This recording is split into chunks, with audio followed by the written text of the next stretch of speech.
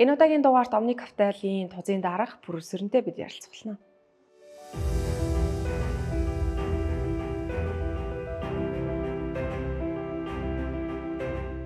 За нэвтрүүлгийн урилга хүлээн авсанд баярлалаа. Таны ажил ойрд их байна уу? Ер нь ойрд юун дээр төвлөрч ажиллаж байна? Өөрсөнд баярлалаа. Өдриймэнд. Тэгээд сүүлийн үед яг би тузын ажлаа илүү хийж илүү одоо компанийнхаа Omni Capital-ийн засаглалын ажлыг ихэд сайжруулах талаас тэр талаас ажиллаж байна. Бас шинэ стартап компаниудаар ихэд илүү төвлөрч ажиллаж байна. Ер нь анхын бизнесийн салбар руу яагаад орсон юм бэ гэдэг асуултаар бас эхлэмээр байна л да. Ер нь хүмүүс яагаад энэ бизнесийн салбарыг анх одоо сонгож орсон ба сонирхолтой түүхүүд байдаг шүү дээ. Таны хувьд ер нь яагаад анхын салбар руу хөл тавих вэ? Бизнесийн салбар руу ороход ингэсэн. Би 2002 онд 10 жилийн төгсөөд бизнесийн удирдлагын чиглэлээр сурсан. Тэнгүүт тэр түүхэн их сонирхолтой. Тэгээд яах вэ гэхээр бизнесийн удирдлагаас сураад төгсөх үедээ оюутан байхдаа би ер нь бол мэрэгчлэлд тийм дуртай байгаагүй. Тэг яагаад дуртай байгаагүй гэхээр ингээд юу гэдэг бусад эмч, инженер гэх тийм бусад төрлийн мэрэгчлийг бодвол тийм мэрэгсэн мэрэгжил биш, тийм ерөнхий маягийн мэрэгжил байсан байхгүй. Тэгээ би төгсөөд маркетинг менежер 2 газар ажиллаад ингээд явж исэн чинь ер нь л нэг юм надад нэг тийм илүү тийм давуу тал байхгүй, мэрэгжлийн давуу тал байхгүй тийм маркетинг менежерийг хэн ч хийчих юм шиг санагддаг. Тийм ирэхэд жоохон онцгой тийм мэдрэмжтэй байсан. Тэгээ явж байгаа би дараа нь 2009-өөс 11 оны хооронд Америкт бас бизнесийн удирдлагаараа би мастер хаасан байхгүй.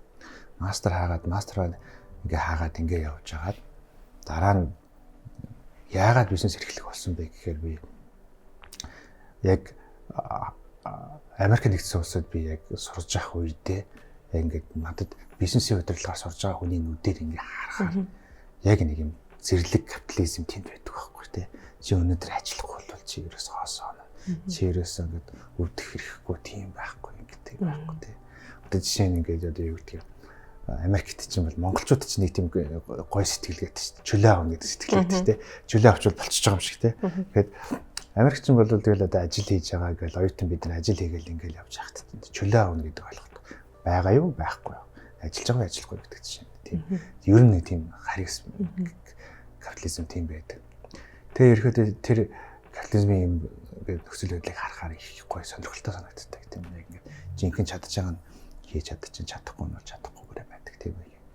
Тэгээд яг би Америкт хамгийн анх нэг байна. Миний хамгийн анхны бизнес би өөрөө бахархдаг том бизнес бол биш. Гэхдээ бид нар яадаг байсан гэхээр би яадаг байсан бэ гэхээр хуваараа машин аваад засаад янзлаа зардаг гэсэн байхгүй. Зар дээрээс машин аваад жижигхэн эвдрэлтэй машиныг аваад сайхан угаа зарчаа сайхан жижиг засварууд нь хийгээд тэгээд ингээд анх гардаг. Тэгээд тэр маань ирэхэд нэг нааг оюутан байх үед айгүй боломжийн аятайх юм сардаа нэг машин зарчдаг. Тэгээд тэгэнгүүтээ давхар цагийн ажилласаа гадна бас тийм бизнестэйсэн. Тэгээд ерөөдөө бизнесийн тэр юунд итгэл зурам зориг авах тэр нэг тэр байгаль орчноосоо тэр нэг юм инспирэшн аваад дээрээс нь өөрийнхөө хийжсэн юм дээр жоохон ч гэсэн тийм урам зориг аваад тэгээд ерөөдөө бизнесийн нэг тийм одоо ихтгэлтэй гэх юм уу тийм болсон. Тэгээд юундаас сургуулаа мастер төгсч ирээд Монголд 1 жил ажиллаад тэгээд 2013 оноос хойш Сабонгод дуулуурхан хангааны хэллэгч бизнес хийж эхэлсэн. Тэгээд гол нь бизнесийн удирдлагатай яагаад буцаад эргээд дуртай болсон байхгүй. Яагаад дуртай болсон бэ гэхээр сонирхолтой нь бол яаж дуртай болсон бэ гэхээр яг бизнес өөрөө хийгээд ингээд ирсэн чинь нөгөө нэг хичээл төр үзэж ирсэн. Нөгөө нэг ойлгох чадахгүй байсан тэр юмнууд чинь ингээд ойлгомжтой болж ирээд ингээд яваад надад илүү тийм наалтцтай болж ирсэн. Тэгэнгүүт би бас хэрэггүй мэржил сураагүй юм байна. Бизнес эрхлэх чинь энэ юмнуудыг би бол бас зөв юм хийсэн байна гэж бодсон. Тийм л замлаар байсан да. Ер нь Америкт бизнес эрхэлжсэн болон Монголд одоо бизнес эрхлэхийн тэр ялгаа юу байсан бэ? За мэдээж одоо зах зээлийн хувьд бол одоо том жижиг маш том ялгаатай баг тий. Тэгэхээр ер нь нөгөө бизнесээ хөгжүүлэх, бойжуулах тэр суур хөрсөн жоохон бас ялгаатай байдгүй. Тий, өөр байдаг. Ерөөдөө бол мэдээж зах зээлийн хувьд бол маш том байгаа л гэдэг хэмжээний хооронд их ялгаа байгаад байдаг. Тэгэхээр ер нь бизнесүүдийг ингээд хооронд нь Америк бизнес, Монгол бизнесүүдийг хооронд ингээд ялгахаар Монгол бизнесүүд мөн ихэд бол тодорхой хэмжээнд юм очоод цогсон байдалд үүсээд тэгэнгүүтээ ингээд өөр салбар руу гэдэг яадаг тийм бүр тогтсон заншилтай байдаг. өөр салбар руу ингэж төрж орж өндөглөдөг тийм байна. Би ч гэсэн тэр хавцаагаар ингэ явж байгаа. Америкийн бизнесийн онцлог болохоор зах зээл нь маш том учраас тэр бизнесийг илүү төгөлдржүүлээд илүү наривчлах нь тэр нь одоо юу гэдэг бизнесмэнүүдийн бизнесүүдийн гол зорилго байгаад байдаг. Тэрэндээ бол насаараа энэ насан бие бүгднийг зориулаад ингэ явахд бол дуусгүй том бизнес байдаг. Том салбар байдаг учраас бизнесийн боломж маань их хязгааргүй байгаад байдаг. Монголд ирсэн цаг хугацаа гэхээр 2012 он гэсэн үг тий. 12 онд бол одоо улсын эдийн засаг бол харьцангуй тухайд маш сайн байсан шүү дээ. Тэгэхээр тэр үед бас та ер нь одоо бизнесийн зах зээл рүү өөрөө шууд хөл тавья гэдэг бас итгэл төрж исэн гэсэн үг. Тухайн эдийн засгийн яг нь тийм инспирэшнтэй ирсэн болохоос биш би яг тэр үед ийм байсан. Яг амар бүүмиг үеийнхаа дээцэг дээр уруудаж эхэлсэн үе наахгүй. Яг 2012 оны 5 сард бийж жилээ. 5 сард ирсэн тэгэнгүүтээ гэвд маш сайн үе эдийн засгтай байжсан огцон унсан 2015 хүртэл огцон унсан тэр процесс яг эхлэлээр нэрсэн байхгүй. Тэгэхээр яг тухайд би бол яг бүрэн бизнес эрхлэгч болъё гэсэн бүрэн тийм итгэлтэйгэр чих юм уу шийдвэртэйгэр ирээгүй. Тэгээд би нэг фаны юм нь болохоор ингээл би мундаг сайхан том боловсрол эзэмшсэн айхтар амтай ирчлээ гээл би Америкаас ингээл 5-6 костюм аваад 5-6 костюм аваад гэрт ягаад заа нэг газар очил дарах юм гэж бодож байгаа. Бизнесийн байгууллагт ч юм уу эсвэл яам таамагт газар ч юм дарах гэж бодлоо. Тэгэл буцаад Монголд ирсэн чинь Монголд ирээл би бараг л дөнгөж хөл 50 ирэхдээ эдийн засаг маань ирэхэд хямраад эхэлсэн. Эдийн засаг хямраад ингээд эхлэнгүүт чинь юу болсон бэ гэхээр ерөөсөө ажил авдаг байгууллагууд аягүй цөөхөн байсан. Тэгээд ажил авдаг байгууллагууд ирээд миний нэг дарга марах болох ч ударч байгаа. Дарга болох хөдлөө болоод ингээ ягаад нилээн бас нилээн хэдэн сар өнгөрсний дараа би Ником Money Services гэдэг ойдлого хангааны хэлэлцэлт, онцгой төхөөрөмж хангааны хэлэлцэлт тийм байгууллагт сэлбэгийн борлуулагч хэлбэрээр тэгж анхаарчсан. Тэгээд тэндээс ирэхэд бид нар бас нэг уулуурхаан бизнесийн бол хангааны хэлэлт бизнесийн талаар аягүй ойлголт авч ингэж явж ирсэн. Магадгүй одоо Америкт бол мэдээж одоо та бизнес эрхлэх тухайн үед ингээд бас боломжийн амжилттай явж ирсэн гэх тээ. Магадгүй тэрийг ингээд том зах зээлдээ тэндээ үлдээд тэрийг цаашаа хөгжүүлэх боломж нь байсан бах.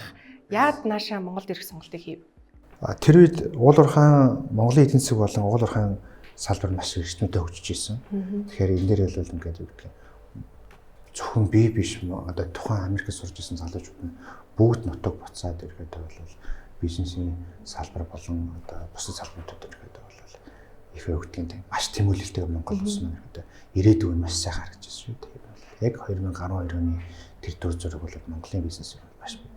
Тэгэл бид нар чи мэдээ уншаал одоо тухайн үед 2015 он гэхэд 2015 10 оны мэдээ байхгүй. 15 он гэхэд 5 жилийн дотор Монгол улсын эдийн засаг 4 дахин хамарна гэх мэтийн тэгэл Монголд ч их гадны бизнесүүд их төрж орж ирж байсан. Гадаад соёлууд орж ирсэн. Тэгэхээр бидний нөгөө нэг юм одоо юу гэдгийг гадаадад сурсан хэлтэй болсон ч тийм хэрэгцээ маш өндөртэй байсан. Тэгэхээр тэр их мундаг гоё тийм шуурган дунд ирэхэд бол анхдагч болоод оролцох сонирхолтой мянган залуучууд ирэхэд монголчууд бүгдээрээ Монголд ирээд эхэлж ирсэн. Анхны компани үүсгэн байгуулсан он цаг гэхээр одоо 13 14 онд гэсэн үг. Тэр тухайн үеийн шийдвэр бас яагаад заавал тэр салбар руу орох болов те. Орон зайгийн тухайн үед яаж харж ирсэн бэ? Тухайн үед яг зүгээр уулуурхаан бизнес илүү тийм Монголын яг хөдөлгөгч хүч, эдийн засгийн гол хөдөлгөгч хүч аюул том бизнес байсан. Тэгээд илүү нөгөө нэг маш юм хөгжилттэй, урттайгаар хөгжилттэй тийм нөхцөл байдалтай байсан. Тэгээд илүү боломж илүү байсан бол илүү тийм одоо сонирхолтой том бизнес сонирхолтой боломж байсан болов. Тэр үед яг манай ханганы хэлбэрчдийн бизнесийн ихэд боожих яг юу процесс маань дөнгөж эхэлж исэн. Тэр үед нь яг бас яг илүү нэг боломжийг илүү хараад тэгэж харж орж исэн болов. Omni Capital-ыг хэдэн онд үүсгэн байгуулсан бэ? Ер нь тухайн одоо сүүлийн жилүүдэд бол мэдээж банк санхүүгийн байгууллагын зах зээл нэлээдгүй эрэлттэй байна шүү дээ. Тэгэхээр Omni Capital-ыг хэдэн онд үүсгэн байгуулав? Бас яагаад бас энэ салбар руу бас орох зэрэгш болоод уу? Банк санхүүгийн байгууллага яг 2016 онд үүсгэн байгуулагдсан. Тэгээд яг миний хувьд бол яг 2018 оноос анх Omni Capital авч ирсэн учраас орж ирсэн. Тэгээд тузын дараагаар чинь 2021 оноос хойш ажиллав. Тиймэрхүү. Ингээд банк ус санхүүгийн байгууллагын бас ер нь Америктэй холбоотой анх сонирхол орж ирдэг байсан болохоор.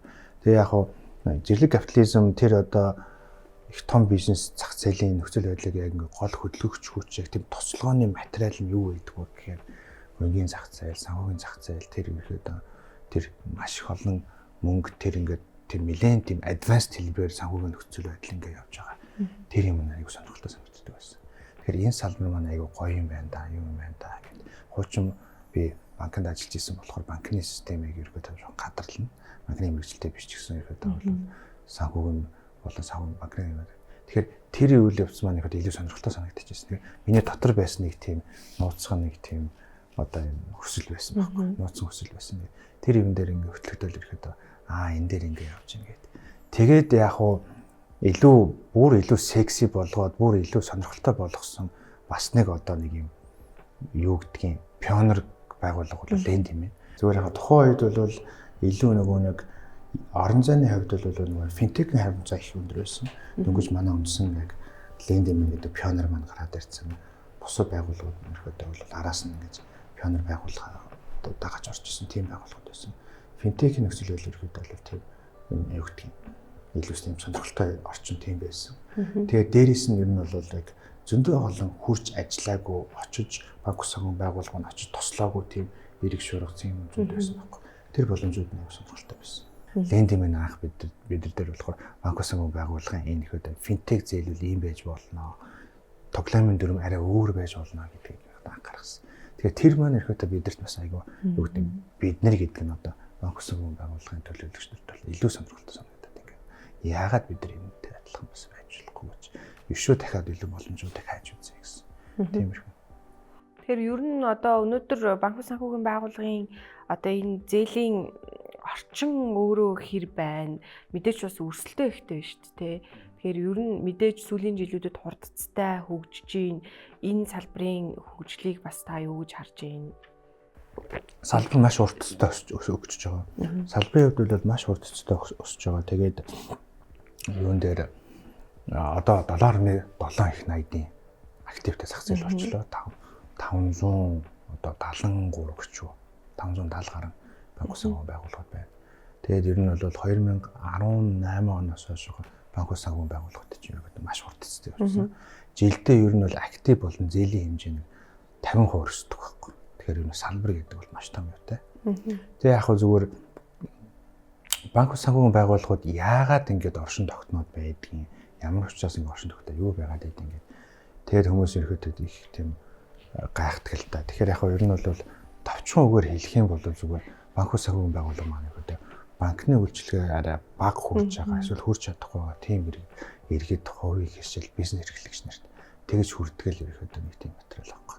Тэгэхээр яг хөө юу гэж ойлгох вэ гэхээр одоо нэг Монгол улс маань нэг юм машин байлаа гэж бодъё л тэ. Машин байлаа гэхэд яг үндсэн одоо яг тэр нэг машина үндсэн тосолж байгаа тослого нь бол банк бол миний хувьд бол мөн үнэхээр мөн тэр бол банк бол ингээд тослогоо явуулдаг. Тэнгүүд банкны тэр тослогоо хүрхгүй байгаа нэг эрэг боолт зарим нэг хөдөлгөх шаардлагатай нэг тийм юм дээр нь банк ус санхүүгийн байгууллагууд очиж ажилладаг. Тиймэрхүү юм байна. За ер нь банк ус санхүүгийн байгууллагуудын зээлийн хүн нэлээдгүй асуудал дагуулдаг.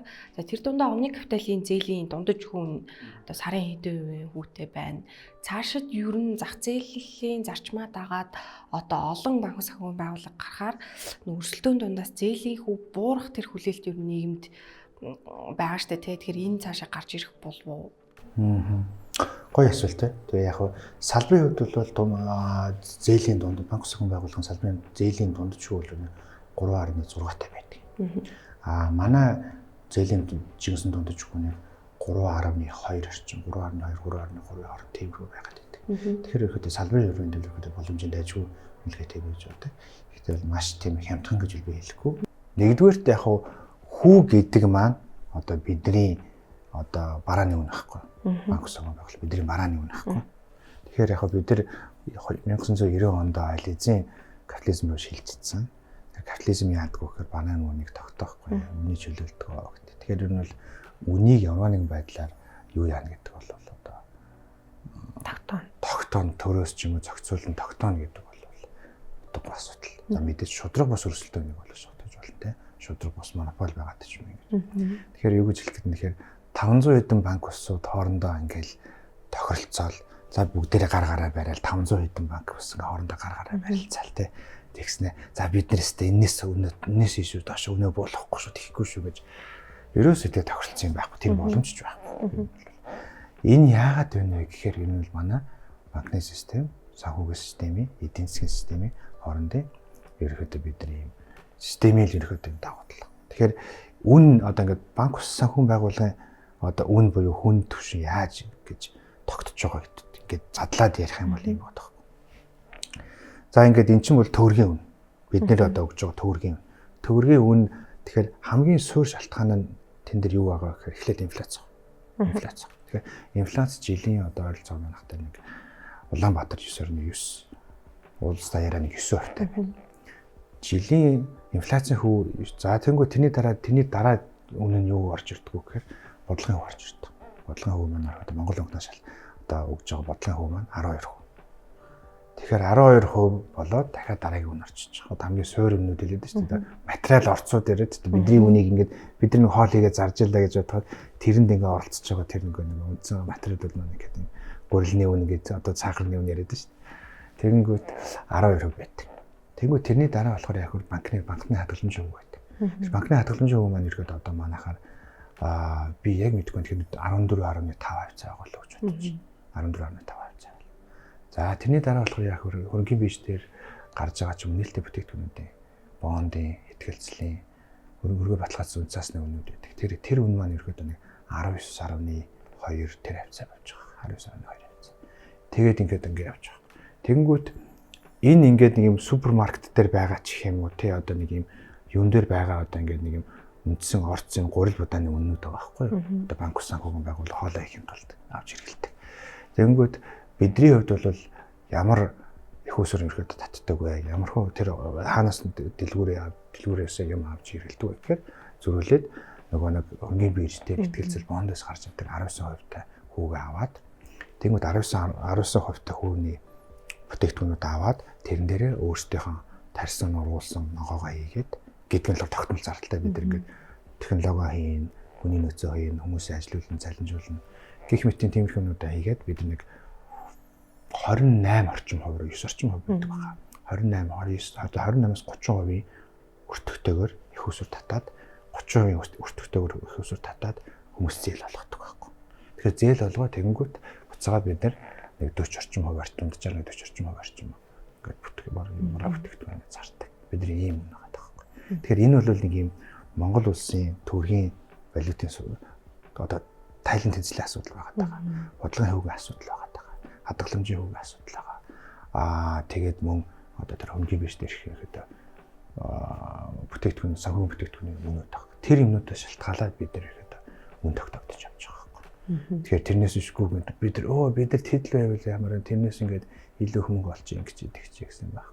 Хэрэв хин нэг нь одоо гэдэг 500 банк усын нэг нь үнэ буулгаад үнэхээр мундаг ажилч бол тэгэл болчих шүү дээ. Тэр хин нэг нь тэгэл дөрөнгөө тавуулж болно шүү дээ. Тэгэхээр тэр маань ерөөсөө зүгээр л бидний Монгол улсын эдийн засгийн төгрөгийн үнийн ханшны хэлэрхүүд тэр байгаа байдалтай юм байгаа. Салбарын хувьд бол хүү буурах уу гэвэл надад бол найдлага байгаа. Тэгэхээр найдлага бол байгаа. Найдлага дээр бол бид нар яаж найдаж байгаа гэхээр нэгт бид нар саяхан нөгөө манай Монгол улс Moody's-ийн B1 зэрэгэлтэй болчихлоо шүү дээ.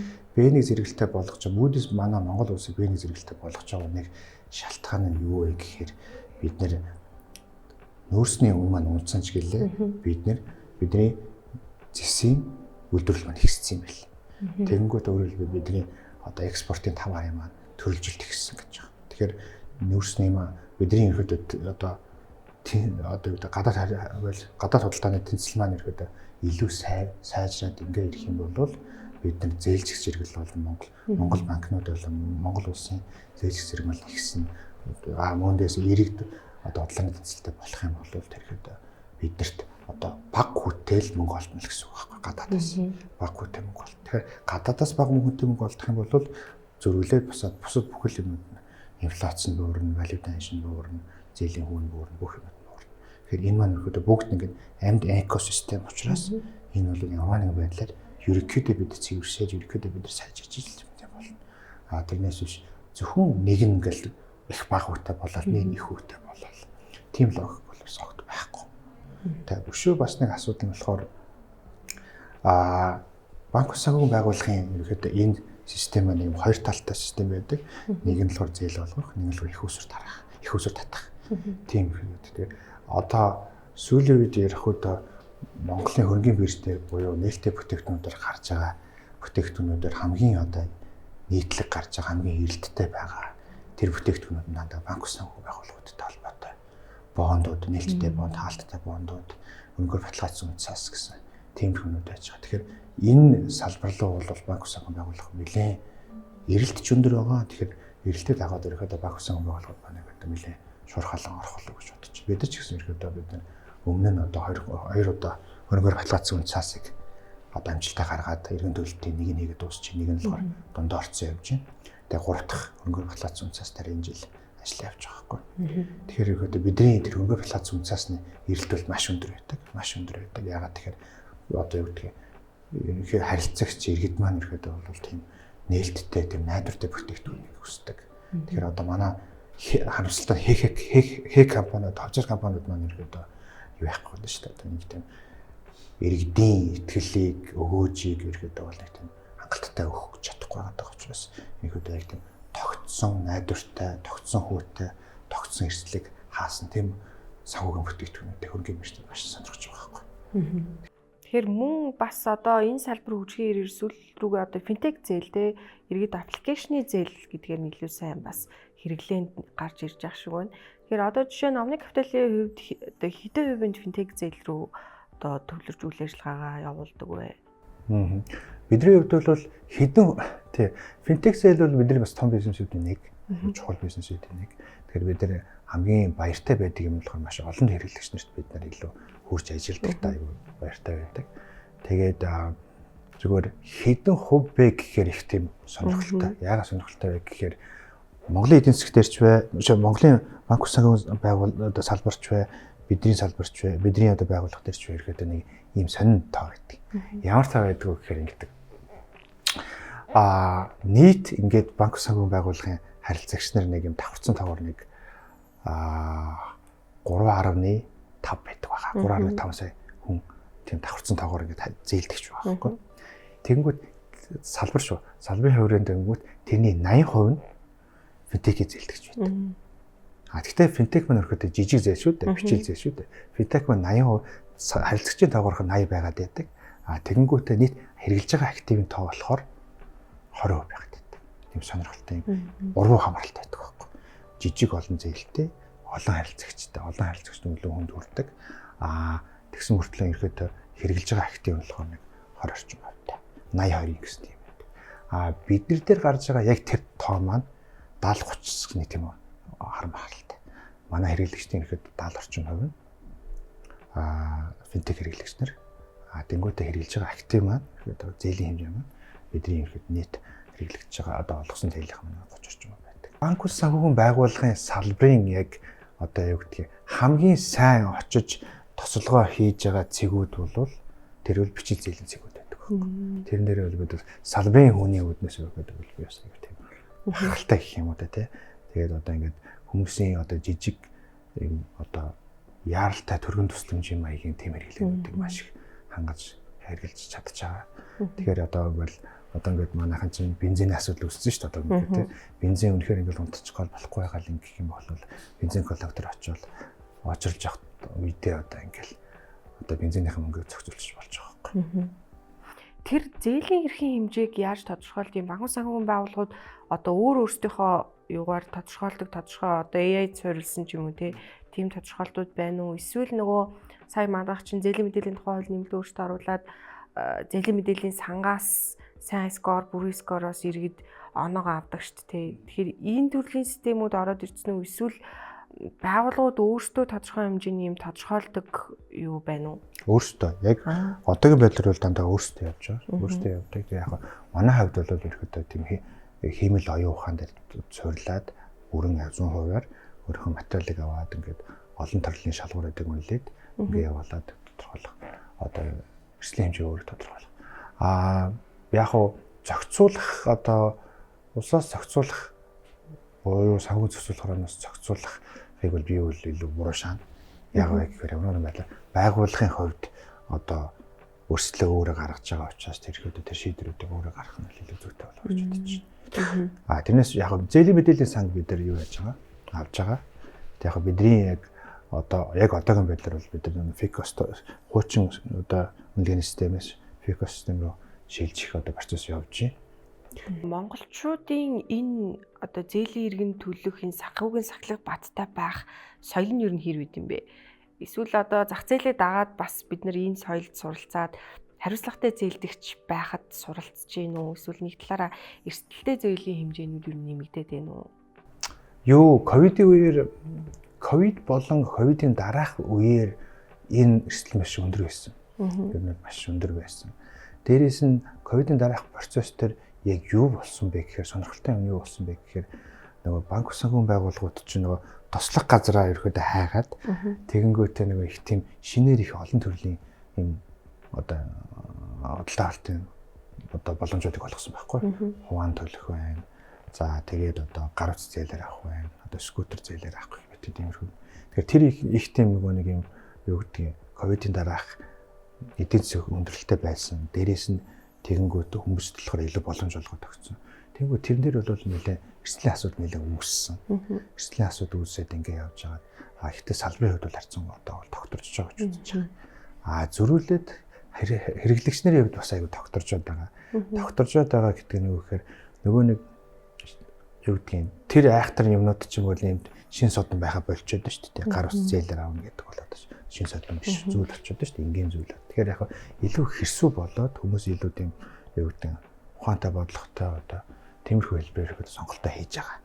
Дээрээс нь яг зүгээр илүү хэрэглэгчнэрийн нэг юм зан төлөвийн нэг юм сонирхолтой нэг шифт нь юу болж байгаа гэхээр илүү нөгөө нэг юм бизнес рүү чиглэсэн, орлого руу чиглэсэн тиймэрхүү хэлбэрийн ерөөдөө зээл рүү илүү төвлөрч ажиллаад хэрэглээний зээлээр харьцангуй багасгаж байгаа. Яг зүгээр яг бидний хувьд бол илүү нөгөө яг зорилго чинь яг үнэхээр үнцэнтэй байна уу гэдгийг яг нэг илүү нөгөө хурц ажил тийм л зорилготой. Тэгэхээр хүн болгоны кейс өөр байдаг. Тэр кейс болон дээр хурц ажиллаад ингээд яг уян хатан шийдвэр гаргах. Тэр ихэд зэрэмслэг яадаг. Дээрээс нь яг зүгээр энэ хэрэглээний эдийн засаг халсан халаад тэлээд ирэхэд өрийн дараа дүүсч чинь гэсэн иймэрхүү шүмжил ирээд энэ бол санхүү зохицуулах хороноос 3 сард шурамлаад өрийн орлогын харьцаа хуучин байсныг ихсгээд 60-40 болсон тийм 60-40 өөр орлогын харьцаатай болсон. Тэгэхээр ихэд бол хэрэглээний эдийн засгийн тэр одоо юм бол харьцан татагдчихж байгаа. Ихэд бол яаж байгаа. Тэр хэлсэнчлэн дээрээс ч юм хэрэглэгч нар маань ихэд харилцагч нар маань ихэд бас хэрсүү болоод за яг надад үнэхээр хэрэгтэй юм хэрэггүй гэдэг тэр ихэд шифт руугаа тэр зан чанар руугаа ороод илүү тийм нэг хөрөнгө оруулалт би совын бизнес одоо жишээлбэл нэг онлайн бизнес шоп ч юм уу эсвэл нэг хөрөлтийн бизнес ч юм уу тэр тал руугаа ихэд илүү хуваар бизнес эрхлэгч талын зээл рүүгээ илүү бас хүмүүс төлрөөд эхэлсэн. Сая 9 сар зээлийн мэдээллийн тухай хуульд өөрчлөлт орлоо шүү дээ. За энийг бол одоо иргэдэд мэдээлэхдээ харж хсаалт буюу санхүүгийн ял байхгүй боллоо гэдэг мэдээллийг бол олон нийтэд өгч ирсэн. Тэгэхээр өөрөөр хэлэх юм бол яг уу иргэдийн дунд бол одоо магадгүй би яг иргэний хувьас харахад за би зээлүү төлөхгүй удаан хугацаанд байх юм бол би харж хсаалтанд орох юм байна гэдэг өмнө нь айдас байсан тэрстэл тэгвэл одоо харж хсаалт гэж байхгүй юм бол тэгвэл би энэ зээлийг төлөхгүй удаан хугацаанд байх нь зүгээр юм биш үү гэдэг бас нэг өнгөц ойлголт иргэдийн дунд байгаа. Тэгэхээр энэ хуулийн өөрчлөлт өөрөө банк санхүүгийн байгууллагын үйл ажиллагаанд тодорхой хэмжээгээр нөлөөлж ийн үү? Магадгүй энэ харж хсаалт гэж байхгүй болсон нь зөв юм уу, буруу юм уу те? Яг банк санхүүгийн байгууллагын үйл ажиллагаанд яаж нөлөөлж байна? Энэ FICO оноо гэдэг юм нэг ихэд ойлголтыг ингээд ийм их одоо юу гэдгийг өрөөсгөл ойлгоод байгаа гэж би ойлгоод байгаа. Тэгэхээр яг харж хсаал байгаа байхгүй гэдэг тэгж ойлгоод байгаа. Тэгэхээр хуучин систем яадаг байсан бэ гэхээр одоо чинь чанаргүй зээлтэй, хэвийн зээлтэй. Тэ? Тэгээд юм бол тийм үгүй гэдэг хоёр хүн үзлээд байхгүй. Тэгээд FICO оноо болохоор яаж байгаа гэхээр ийм тийм үгүй гэж юм болоод нэг одоо 0-оос 1000 хооронд оноогоор зөвлөлээд сайн муу дунд онцтойгоо явуулчих واخхой. Тэгэхээр өөрөөр хэлбэл зүгээр нэр хэлээ яг энэ хүү сайн муу гэдэг тийм үгүй гэдэг үнэлгээг ерөөсөө зүгээр илүү олон болгоод одоо бид энэ оюутны оноо авдаг шиг тийм оюутны оноотой болгож байгаа. Тэгэхээр ийм систем болж байгаа байхгүй. Тэгэхээр илүү нөгөө нэг илүү нарийн эмнэлнэ гэсэн тийм утгатай. Энэ бол олон улсад нэлээд олон удаа олон жил туршигдсан тийм онлайн системийг бид илүү монголчлоод илүү сайжруулад ингээ оруулж байгаа. Зүгээр гарч байгаа асуудал нь юу гэхээр банк засгийн байгууллагуудаар гарч байгаа асуудал нь юу вэ гэхээр энэ маань маш олон харилцагчтай хамаарах асуудал шүү дээ. Хүн болон одоо чинь байгууллага болон маш олон харилцагч датан дээр ирэхэд тулгуурлаад хуучин тулгуурлаад одоо зээлийн бол эрсдэл шийдвэрээ гаргацсан байгаад байдаг. Тэгэнгүүт энийгээ буцаагаад транзишн хийх буюу одоо ингээд энэ шинэ онлайн системээр шилжүүлээд тэр тооцоолол хэмэл оюуханад харуулах, тооцоололд харуулах, журамдаа орчилд оруулах гэх мэт. Тэр нөгөө нэг юу хэлбэрийг бол маш хэцүү байдалд орж байгаа байхгүй. Тэгэхээр энэ бол яг зүгээр цаг хугацааны асуудал юм болно.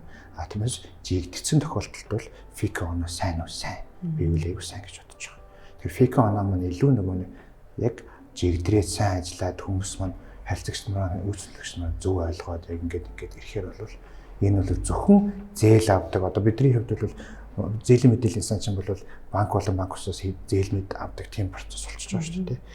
Тэгэнгүүт одоо Америк жишээ нь яадаг вэ? Зээлийн мэдээллийн сан та гар утас зээлж болно. Та түрээслэгч болохдоо байранд орохдоо та 1 сарын түрээс төлөх, 1 сарын барьцаа төлөх үү, 2 сарын барьцаа төлөх үү гэдгээ зээлийн өнөг харуулж байгаа шийдэж болно. Гэх мэтэн ч юм уу те.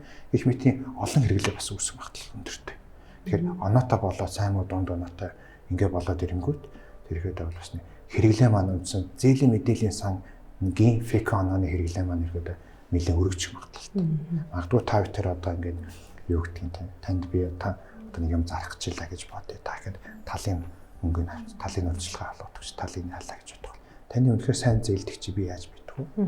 Фейк оноо гэж хараад окей болж танд би итгэлээ. Тэгэхээр итгэлцлийн бас нэг юм гүүр болоо явж байгаа. Тэний нэг сард улс төрийн нөхцөл байдлын докторгүй байдал бол нэлээд одоо удаан үргэлжлэлээ шүү дээ.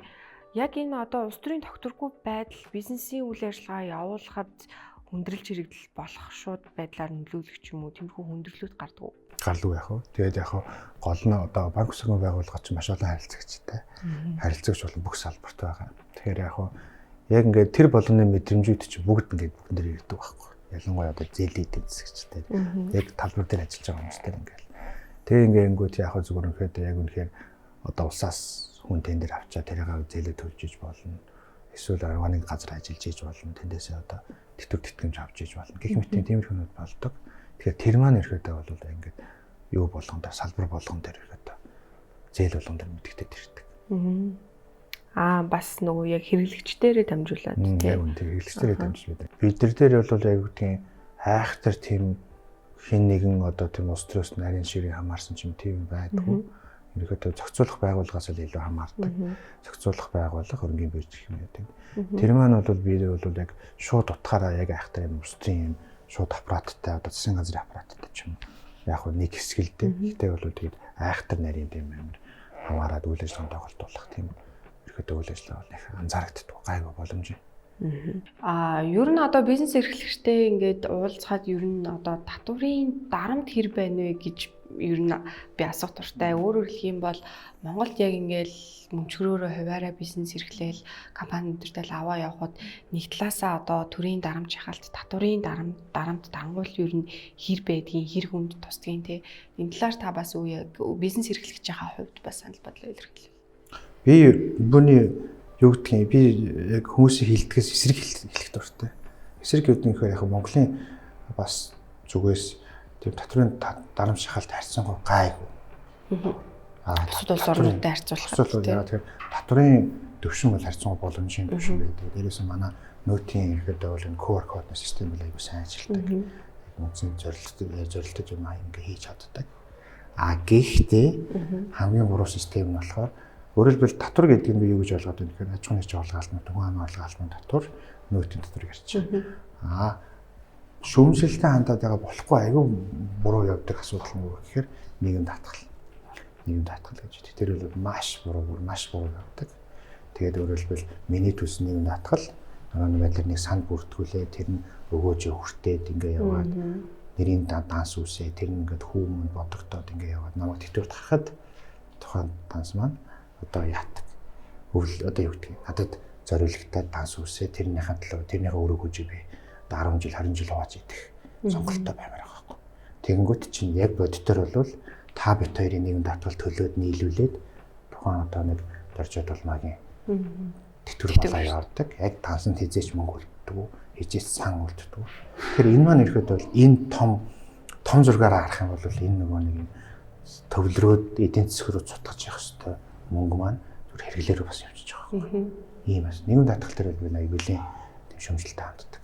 Ер нь салбарын үеийн хувьд одоо бизнесийн энэ салбарыг цаашид өргөжүүлэх, томруулахад одоо төрийн оролцоо, дэмжлэг шаардлагатай байна уу? Магадгүй энэ талаар нь жоохон үгүй би үгүй гэж боддог. Тэр ямар ч оролцоогүй. Ерөөсөө оролцохгүй байчвал зүуд дэмжлэг гэж боддог шүү дээ. Би бол ерөөсөө оролцохгүй байчвал дэмжлэг гэж боддог. Тэгээд ингээд одоо ингээд би нэг шөмжлөлтэй асуудал үүсэх байхгүй. Тэнгүүд ингээд ихэнх одоо хүмүүс болохоор төр дэмжсэнгүй, энэ ингэсэнгүй, тэр тэгсэнгүй, ингэсэнгүй гэдэг. Би бол үгүй. Харин оролцохгүй байчвал дэмжлэг юм биш үү. Оролцохгүй ерөөсөө ингээд яг үндсэн чөлөө зах зээлд нь ингээд хаяад орхичвол зүгээр юм шиг. Яг үнэхээр ингээд асуудалтай ч юм уу шинжлэх ухааны салбарч гэдэг юм уу одоо нэг тийм үнэхээр асуудалтай юм бол магадгүй тэр одоо байр саваар нь ч юм уу эсвэл татрын югаар ч юм дэмжиж болно л доо. Тэгэхгүйгээр зүрхэхэд бол зүгээр тэр үндсэн чөлөөт эдийн засагт хаяад өгчвөл хамаагүй сайн байна. Одоо бид нар анзааралтай бид нар одоо жишээ нь Монгол улсын сайн салбарууд бас байгаа шүү дээ. Монгол улсын сайн салбарууд байгаа. Сайн салбарууд нь тэр нь юу байна гэхээр одоо жишээ нь өөрийн төлөвлөгөөний салбар. Яг их үедээ бол төрийн дэмжлэгтэй байсан нэрийг өгч байгаа. Гэхдээ сүүлийн нэг 20 орчим жил бол төрийн дэмжлэг байхгүй яг л чөлөөт эдийн засгаар л явж байгаа шүү дээ. Тэгээ бидний юу өөрийн төлөвлөгөөний салбар маш сайн шүү дээ. Маш сайн шүү дээ. Баг санхүүгийн салбар бас манад их сайн. Санхүүгийн салбар маш сайн. Ялангуяа финтек талаас ч гэх юм уу илүү нэг технологи талдаа бол илүү сайн шүү дээ. Одоо зарим улсуудад одоо жишээ нь онлайн банкнаас аппликейшнээс шилжүүлж мэддэггүй байхад манай өвөө минь зализийн мобайл банк гэж мэддэг болсон байсан шүү дээ. Тийм ээ. Тэгэхээр ерөөдөө бол бидний одоо энэ санхүүгийн салбар, банкны салбар бол бас технологи талдаа айгүй сайн. Гэх мэтийн яг ингээд сайн хөгжсөн салбарууд хаана байна? Тэгэнгүүт төрийн оролцоо байхгүй зүгжүүлээд эдийн засгаар явсан. Тийм байх салбарууд яваад байгаа байхгүй. Сайн байх ёстой мөртлөө сайн биш байгаа салбарууд байгаа. Махны салбар. Ноолроо салбар. Яац төр орцсон. Би л хийж боддог. Махны салбарыг яагаад чөлөөлж болдгоо юм бэ гэдэг асуулт би их боддог. Ноолор байна, гурил байна. Өөрөөр нь бол одоо потенциал нь байна шүү дээ. Бид нар ч хөдөө аж ахуйн шүү дээ, тийм ээ. Хамгийн түрүүлээ бид нар чинь ноолороор махаараа дэлхийд дээгүүр брэнд болцсон сууж явах хэрэгтэй. Одоо улс шүү дээ. Гэтэл ерөөсөө тийм байхгүй. Ер нь одоо бас залуу хүн бизнесийн салбарт одоо манлайл хийж явж байгаа үүднээс ер нь нийгэмд та хэр шүүмжлэлтэй ханддаг вэ? Би аль болохоор нэг юу гэдгийг өөрийгөө оролцуулж ярьж байгаа шүү тийм. Өөрийгөө болон одоо бусад ийм ерөнхий юм иргэдийг оролцуулаад тэднийхээ нэг нь бид нар өөрсдөө би өөрөө мөн гэж тэгж ярьж байгаа. Тэгэхээр энэ дээр болохоор би нэг шүүмжлэлтэй ханддаг нь болохоор бидний сэтгэл зүй капитализм, коммунизм хоёрын голд гацсан юм санагддаг. Капитализм, коммунизм хоёрын. Тэгэхээр бид нар юу гэхээр яг үнэхээр ингээд хөдөлмөрлөөд тэгээ бизнес эрхлээд хөдөлмөрлөөд тиймэрхүү хэлбэрээр ингээд ажиллаж байгаад ингээд тэр маань бидний хөгжлийн гэдэг гарц маань гэдэг аль эзэн 30 жилийн өмнө 35 жилийн өмнө сонгогдсон шүү дээ. Тэгэхээр сонгогдсон мөртлөө бид нэр яг ингээд сонгосон сонголт маань тийм байгаад байдаг. Гэсэн юу гэдэг амьдрах гэж байгаа амьдрал маань ирэхэд тийм биш байгаад байдаг. Тэгэхээр тэн дээр юу байна гэхээр одоо жишээ нь халамжууд байна. Хавтгаарсан халамжууд байна тий. Саяхан одоо жишээ манай нэг улс төрч маань ирэхэд хүүхдийн мөнгөний талаар шүүмжил хэлээл тэгэл ингээл нийгмээр ингэ бодлоо. Гэхдээ яг ингээ хэлэхээр би бол тэр улс төрчийн талд байгаа байхгүй. Одоо зүсгэр сэтгэл зүгээр шүү дээ тий. Яг одоо бол тэр миний бодлоор яагаад заавал байх ёстой гэж. Бас л ингээ шүүмжлүүлэх хайхалтай. Гэх мэтийн тиймэрхүү. За тэгэл одоо жишээ нь юу гэдгийг уул уурхайг илүү арилжааны болон илүү тийм нэг ховчлох хэлбэрийг нөхцөл байдлыг ерөөс дэмжихгүй байхад тий. Аль болохоор ингээд одоо компани бол эрсдэлтэй компани үйл ажиллагаатай холбоотой ашиг орлоготой холбоотой асуудлыг дандаа төрлөө авахгүй зүтгээд. Тэгэхээр төрлөө авахгүй зүтгээд байгаа нь хин ингээд яг ингээд дийлгээд ингээд харахаар арт хүн зүтгээд идэг. Тий. усад аваад хураагаач тэрийг хянаачаа шалгаач ингээч тэгээд тэрнээсээ ингээ яагаач гэдэг. Ус хамгийн муу менежер гэдэг нэг тийм байдаг шүү дээ. Хамгийн муу менежертэй хамгийн сайн юм аахгүй гэдэг. Тэгэхээр яг би бол шүүмжлэлтэнүүд байна. Тэгэхээр одоо манай төрөмчд байгаа компаниудад нэлээд ховчлмаар санагдаад байдаг би бол гэж. Бүр эрдэнэ самтлагооч гэдэг юм уу? Эрдэнэ төвлөрч үү тийм үү те. Тэрийг бүр үнэхээр хека болгоод бүр ингээд чааш нь олон хүнд эзэмшүүлээ бүр ингээд төр гэдэг юмныхаа гараас ингээд тавиад явуулчмаар санагдаад байгаа байхгүй. Тэгэхгүйгээр ирэхэд ингээд бидний ингээд яг өдөр тутам яриад байгаа энэ авилгал хээл ахуул гэх мэт тэр юмнууд чинь юунаас үүсэж байгаа. Мөнгөний эрх мэдэл үүсэж байна. Тэгэхээр мөнгөний эрх мэдэл хаанаа мөнгөтэй газар л байна. Тэгэхээр тэр бол нэг бол засгийн газар байна, нэг бол төрөвчл компаниуд байна. Тэгэхээр засгийн газраа бид нар хавжилж чадахгүйсээс төрийн компаниуд айлгаж хавжилсан зэрэг. Тэгэхээр яг үнэхээр бид нар тэгээд төд байх хэрэгтэй юм. Ер нь бол логикоор маш бага шүү дээ, тэ. Цахилгаан станц байлгаж болно. Цахилгаан станцыг талынч байлгаж болно шүү дээ. Цахилгаан станц байлгаж болно. За магадгүй цахилгаан төгөөс үлчээ ч юм уу. За эсвэл нэг тийм стратеги үнэхээр одоо орлуулах боломжгүй, өрсөлдөөн гарах боломжгүй тийм салбарууд авч үлдээл. Тэрнээс биш уулуурхан компани болол төрд байх юм аа шалтгаан байхгүй шин.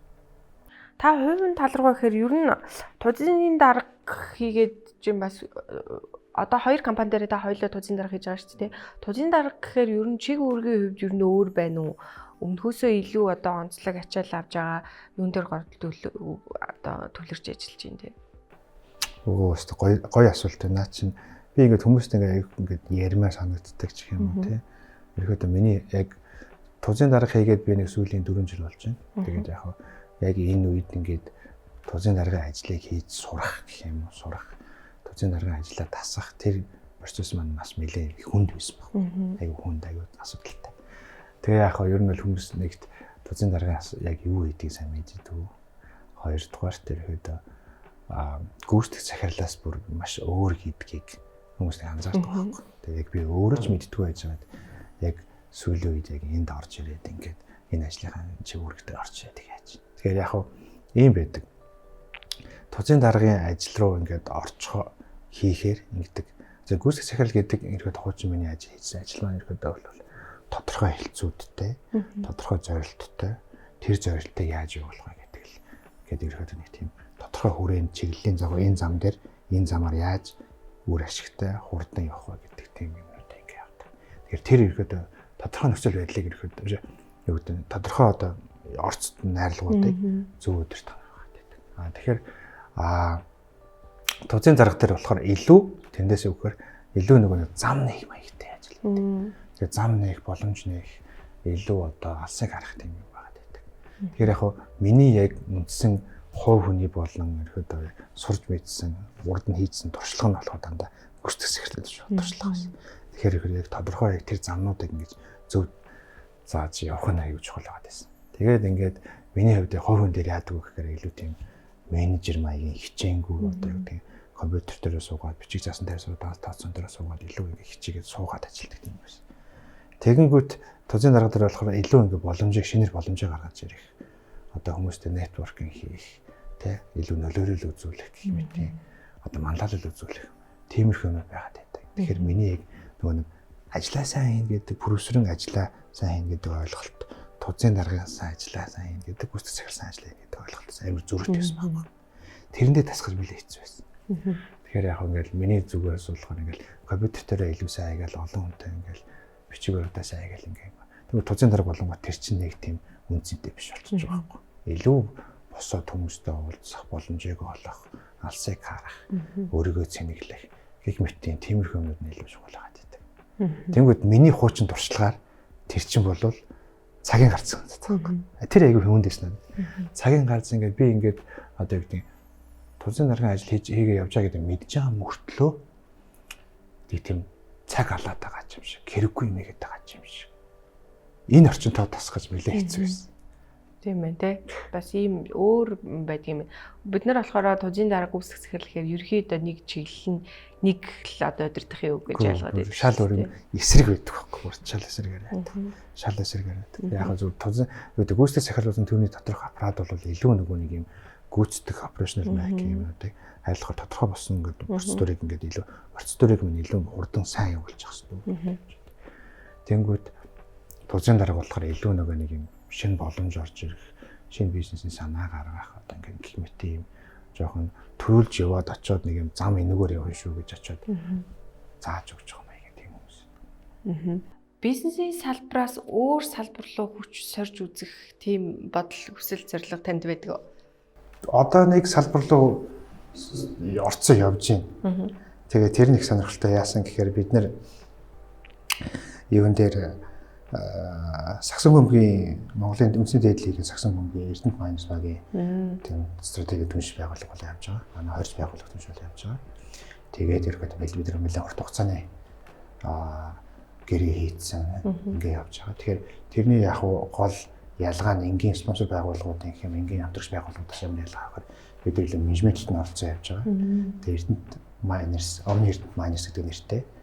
Тэгээд бид нар яг улирлын тоглолтоо 10 сард эхлүүлсэн. Бид нар сарын хугацаанд 4 тоглолт хийсэн байдалтай иймэрхүү байж байгаа. Тэгээ яг миний биеэр бол бас тухайн удирдах зөвлөлийн даргын ажлыг хийж байгаа. Тэгэхээр яг миний харж байгаа үнцүү сонирхолтой юм болохоор яг байгууллагын менежментийг хийхээс гадна спортын менежмент яг юугаараа сонирхолтой ямар юм байдаг, юу нөөр байдаг нь илүү тийм нэг юм чаленжинтэй, илүү тийм сонирхолтой тийм энэ яг юугаараа өөрөө яах вэ гэх орчин шал өөр байгаа нөхцөл байдал тэрийг ингэж одоо мэдэрч сурах нь илүү тийм надад илүү тийм сонирхолтой байна. Тэрнээс биш би яг тийм спорт юм бол биш, сакс тоглодог хүн бол биш. Тийм учраас яг тийм яг би яг менежментийн хүн, менежментийг төгссөн менежментийн хүн яг спортын менежмент рүү орохоор яг ямар юм сурах вэ? Би яг юу үлдээх вэ? Энэ надад юу үлдээх вэ гэсэн. Энэ өнцгөр өөр харж байгаа юм. Ер нь та бас одоо гүйцэтгэх захирлаарч бас чамгүй олон жил ажилласан. Ингээд харахад бид нар одоо нөгөө сүүлийн жилүүдэд хүний нөөцийн бодлогыг аягүй их ярьдаг шүү дээ. Компани засаглал одоо доктортой байхад хүний нөөц доктортой байна гэд. Тэгэхээр яг яалтчгүй дэлхийд дахинд ингээ Монгол хүний нөөцийн доктортой байдал ингээл алдагдаал. Тэгээ хүмүүс юм доктортой ажиллана гэдэг зүйл ер нь бас хэцүү болоод байна л да. Тэгэхээр тэрийг бас та юу гэж ажиглаж байна? Эсвэл энэ нөгөө үе хоорондын ялгаа буюу ингээ үе өөрчлөгдөхөөр буцаад энэ нь бас нөлөөлөд байдаг юм уу? Яг айгүй олон асуудлууд байгаад идэг. Зүгээр айл асуудал. Тэр ингээд яг зөвхөн энийг ингэчүүл ингэчин гэсэн нэг тийм яг хүн өөрөө амар юм комплекс систем шүү дээ. Хүн өөрөө комплекс систем учраас хүнийгээ тэрийг дагаад айгүй олон зэрэг юм ажиллаж иж ингээ явдаг. Тэгээ яг ер нь бол хамгийн эхлээд хамгийн чухал нь болохоор цалин болон орчин хоёр гэдэг. Цалин орчинд яг сүүлийн ерөөдөө залуучууд сүүлийн ажилчид болохоор илүү төвд ажиллах тийм илүү гоё сонирхолтой тийм одоо жилд одоо барууны соёл нэлтэй тиймэрхүү орчинд ажиллах дуртай доторх тийм соёлоо илүү хардаг болсон. Тэгээ төвд байхыг илүү үздэг болсон. Төвд байх бол айгүй чухал болсон. Тэгээд ингээд бас айгүй чухал юмнууд болохоор гүйцэтгэх захирал болон ерөөдөө менежментийн багийн нэг тийм удирдах арга зүй бас айгүй чухал байдаг. Тэр юмыг айгүй хардаг. Одоо ингээд сүүлийн ер нь залуучууд чинь нэг тийм энгийн сайхан ингээд нэг юм одоо чөлөөтэй удирдлагатайгаа одоо ингээд ийм чөлөөтэй харьцдаг тийм докторгүйгээр харьцдаг хэлбэртэй хэлэх юм хэлдэг тий. Одоо чөлөө авах үед авчдаг ч гэх юм уу тий. Тиймэрхүү орчин аюул хөлсөсдөг болсон. За хоёр дахь асуудал нь болохоор мэдээ цалингийн асуудал байдаг. Тэгэхээр цалингийн асуудал дээр цалингийн асуудал дээр яг асуудал үүсэж байгаа миний өнцгөөс би ажил олох зүйлсээс харж асуудаг шүү. Тэгэхээр миний өнцөг болохоор ингээ яадаг вэ гэхээр манай ажилчдын ур чадвар болон байгууллагуудын хүсэж байгаа ур чадварын хоорондоо зөрөө гараад байдаг. Зөрөө гараад байдаг. Тэгэхээр зөрөө манийхаар яадаг. Ихэд бол ихтэй байгууллагууд болохоор ингээ эрсдэл гаргаад ирэхэд ингээ яадаг. Тэгэхээр тэр ур чадвар дээр зөрөө гараад ингээ тийм асуудлууд үүсэж байдаг. Гэхдээ ажилтан маань ирэхэд бол би бол энэ цалинг ингээ аавна гэдэг. Тэнгүүд нөгөө энийг өгье гэдэг. Гэхдээ ингээд гарахаар нөгөө тухайн ур чадварын юу болтой юм байна. Ажил олгогчийн зүгээс та ямар хүнтэй хамтарч ажиллахыг илүүд үздэг вэ? Одоо миний хувьд бол бас ингээл өөрөө бивс өөрчлөлттэй яваад байна. Өөрөө бас өөрчлөлттэй яваад байна. Яг би надаас яг ингээд 5 жилийн өмнө асуусан бол 5 жилийн өмнө ингээд ямар хүн байх гэж хандлага сайтай хүн хэрэгтэй гэл тэ. Яг үнэхээр хандлага сайтай. Ер нь бол яг ингээд өглөө боловсрол туршлагаас илүү хандлага сайтай гэл ингээд хариулах байлаа. Хариулдаг. Тэгэхээр тэр бол би стил байгаа. Сүүлийн үед би юун дээр илүү итгээд байна, юун дээр илүү яагаад байна гэхээр манай байгууллагууд нэг юм хүний нөөцөд сэтгэл зүйн тийм судалгаа авдаг болсон юм. Тэр судалгаан дээр болохоор яг хүний яг суур шин чанарыг илүү илэрхийлдэг болсон. Тэгэхээр манайх Big Five Ocean гэх мэт тиймэрхүү нэг юм үндсэн 5 юм юунуудыг одоо шин чанарыг яадаг суур. Тэгэхээр одоо хөрөсрөн гэж ямар хүн бэ те, нээлттэй хүн үү те, эсвэл сандардаг хүн үү гэдэг хүн үү, олон нийтэд одоо яавал ингэ амардаг, яавал ажилдаг гэх юм те. Ерөөдөө амьдрал дээр ямар зорилготой юм баяг. Тиймэрхүү суур ингэ нэг юм типэн гарчдаг. Тэгэхээр тэрэнд би илүү бас үлээд аяг их тэгэж одоо юу яаж итгэж одоо хүмүүстэй ирэхэд илүү яаж харьцах хэрэгтэй байх вэ? Тэрний сонирхолтой юм болохоор одоо жишээ нь дааж жаргал ямар хүн бэ те? Дааж жаргал нээлттэй хүн үү, тийм хүн, ийм хүн үү, борлуулалт дээр сайн хүн үү гэх мэт. Тиймэрхүү мэдээ суурийг гаргацдаг. Тэгэнгүүт яг сонирхолтой нь хувь хүн дээрээ ингэж юу гаргаад хувь хүн дээрээ нэг юм тип гаргачаад тэрийг тэгэнгүүт багийн ажиллагаар оруулж болдог. Тэгэнгүүт за бид нар одоо нэг юм борлуулалтын баг үүсгэлт те. Борлуулалтын баг үүсгэлээ гэж бодоход нээлтттэйгээс хоёрыг авчих. Хаалттайгаас одоо бичиг заасандаа сайн нэг авч идэг те. Их мэтийн ингээ багийн бүрдэл бас үүсгэх гэж сонирхолтой байдаг. Ер нь хүн болгонд нэг юм эргэлтийн цэг байдаг шүү дээ. Тэнгүүт тэр нь магадгүй тэр хүний одоо амьдралыг өөрчилсөн, магадгүй энэ бизнесийг эхлүүлэхэд зүгээр тэр нэг үйлдэл намайг өнөөдрийн тавьчихсан ч юм уу те. Тэр эргэлтийн цэгийг тодорхойлвол та юу гэж тодорхойлох вэ? Магадгүй тэр нэг зоримог шийдвэр гаргасан, тэр нэг тод үлдсэн шийдвэр танд байдаг уу? Тэгээд би бол миний эргэлтийн цэгүүд байгаа. Амьдрал нэлээд идэд эргэлтийн цэгүүд байгаа. Тэгэхдээ би миний эргэлтийн цэгүүд дандаа нэг шин чанартай. Тэгэхээр яг би ингээд үдчихэж байгаа хүмүүстэй болон тийм залуучууд, залуу хүмүүст ингэж хэлэхээр миний эргэлтийн цэг дандаа хаана байсан бэ гэхээр дандаа уналтан дээр байсан. Дандаа уналтан дээр байсан. Тэгээд яг тэр уналтууд маань ирэхдээ бол яг ингээд дараа нь ингээд сайхан ууж явах бодох нэ. Дандаа бидний сэргэлтийн цэгийн өмнө их байгаад байдаг. Тэгэхээр ерөнхийдөө бол нөгөө нэг failure is path to success гэдэг шүү дээ. Тэгэхээр ерөнхийдөө уналт хийн гэдэг маань ерөнхийдөө бол бас зөв юм шүү. Тэндээс айгүй юм сурч авдаг, хатуужил сурч авдаг, юм ойлгохдаг, буруугаа болохгүй байгаа юм ойлгохдаг. Тэгж яагаад илүү сайж ярьдаг. Тэгээ явдаг. 2014 онд миний аанаас ороод тэгээд одоо би яг ингээд нэг юм өргөх толгоолоо гэх юм уу тийм ерөнхийдөө бүх өөрийгөө хариуцлагыг гэр бүлийнхаа хариуцлагыг өөр дээр аваад ингээд бизнес эрхлээд ингээд эхлээд удаагүй тийм байдалтай байсан.